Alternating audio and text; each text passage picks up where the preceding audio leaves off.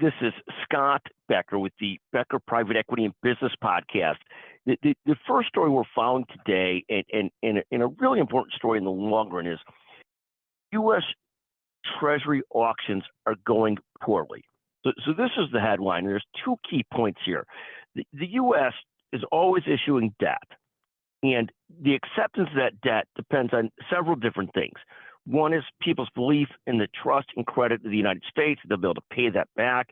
And traditionally, the United States has been the safest place to invest. So in the long run, it's been sort of the haven for investors in cash in safe places.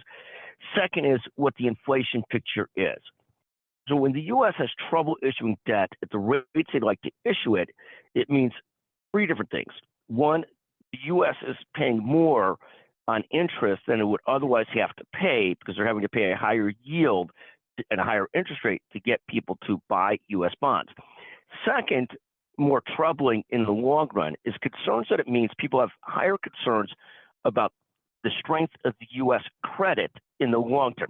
And this relates largely to deficits and basic strength and solvency and issues of safety for the United States. So the more that we have too much deficit, the more we're going to have to pay. We become almost like a junk bond issuer, and that's an overstatement, but we become a higher yielding payer because people won't buy our bonds unless we pay more. And that's a signal that our deficit's getting too big.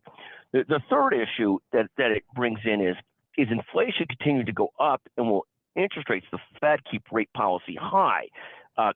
People will buy bonds at higher yields because they believe that inflation is still going up, and thus they're concerned about buying long-term bonds because they're afraid rates will keep on going up, and thus they're concerned about buying long-term bonds because they're afraid that rates will go up over time, and thus if you get stuck at, let's say, a 4.5% yield, 5% yield, but yields go to 6 or 7%, your bonds become less valuable because the government's got to pay more later.